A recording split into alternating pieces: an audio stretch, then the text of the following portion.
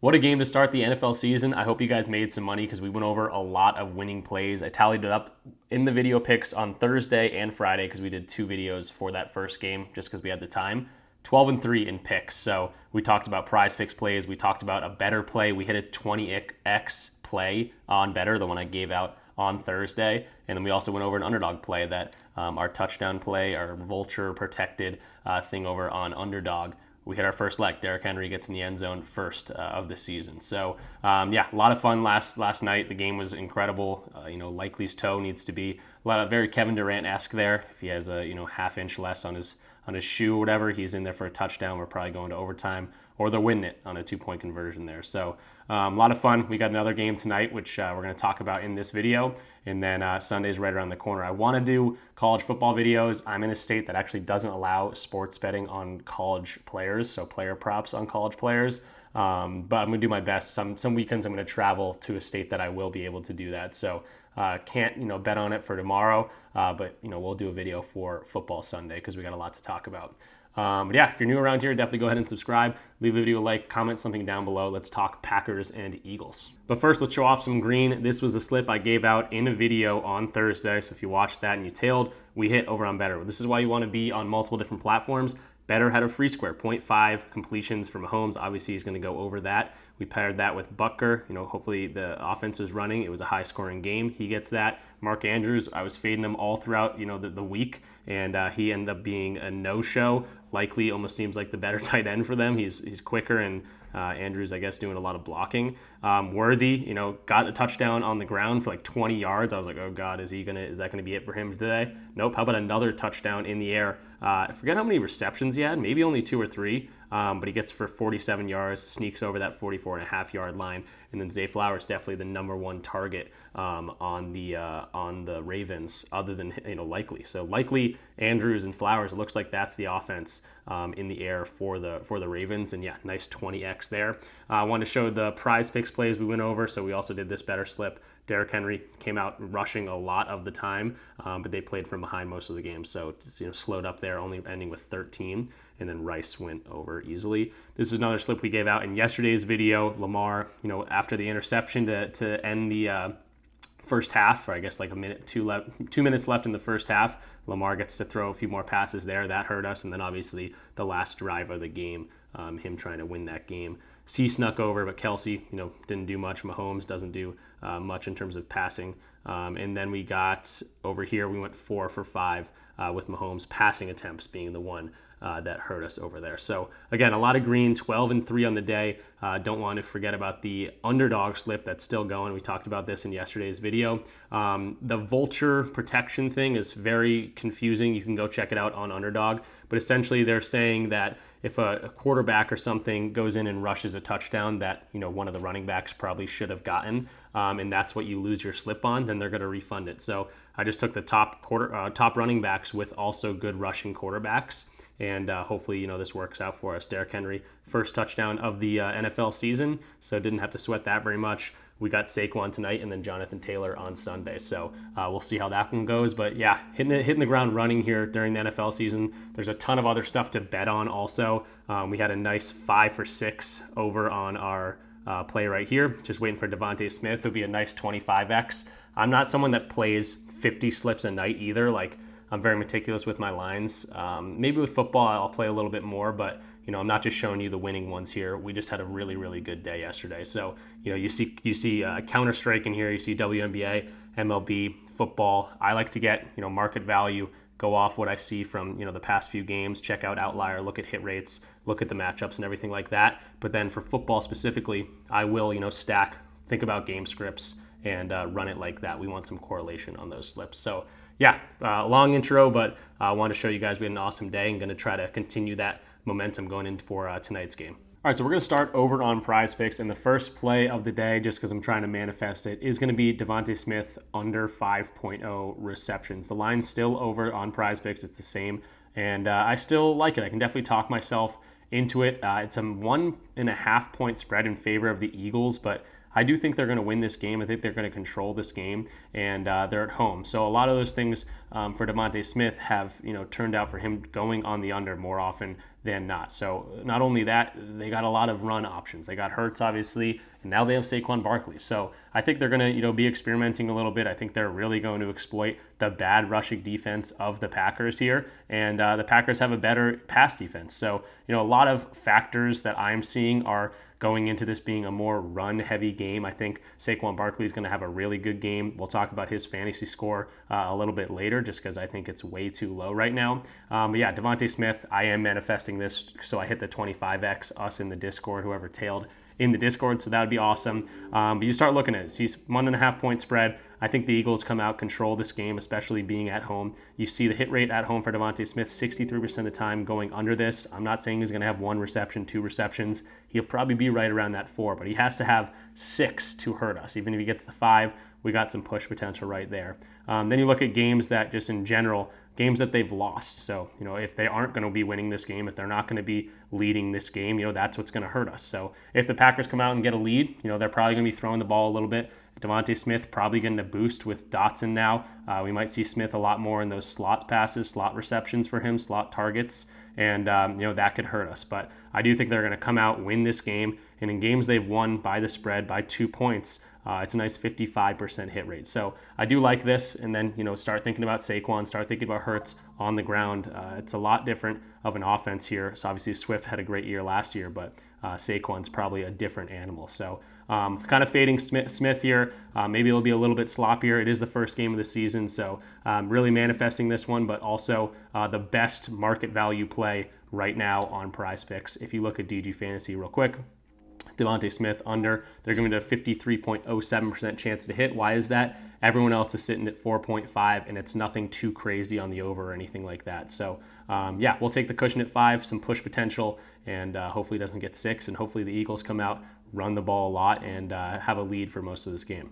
And then moving along to Saquon Barkley, I kind of alluded to him earlier, but I think you can run him out a few different ways. I really like fantasy score because I think he's going to get in the end zone here. And I think he's going to be, especially if the Eagles are controlling the game, they're just going to work him.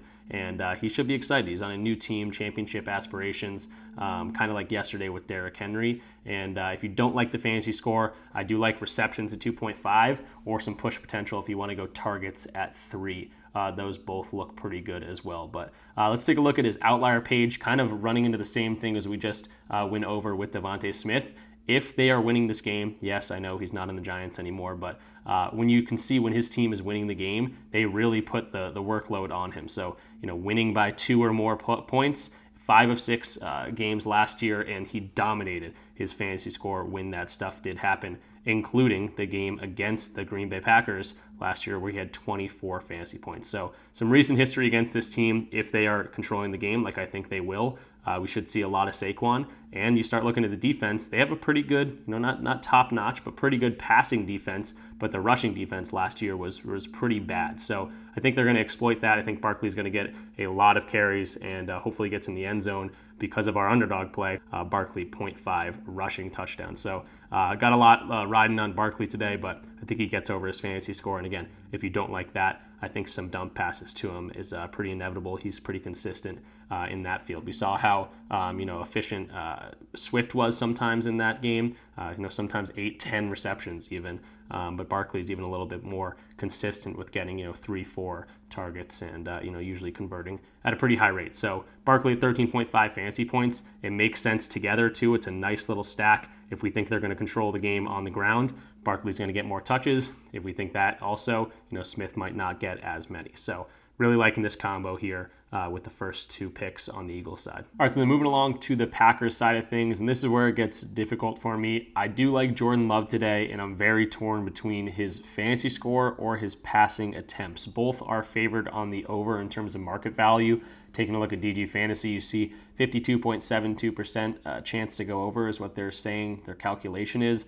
A lot of sportsbooks are at 34.5 favoring the over at around -125, -130, and FanDuel's already up at 35.5. So I do like that. That correlates really well with the game script I'm kind of putting in my head with the Eagles being on top, kind of controlling this game, and Love having to pass the ball. And obviously, end of the year last year was awesome as a first year starter. And I think he's going to be really good this year, which also makes me think his fantasy score could go over. So one of them correlates a little bit better. It's probably the pass attempts. One of them I like a little bit better, and it's his fantasy score at 17.5. I'll probably end up playing both of them. I think you can't go wrong with either of them. The fantasy score is a little bit better of a hit rate. As you can see right here, 68% of games last year going over his fantasy score. Started the year really hot, little lull here, and then ended the year really hot. And then the passing attempts is a little bit worse here, 42% of games going over that. But it does get a little boost when you see that, games that he lost. So, hopefully that's what we're seeing today.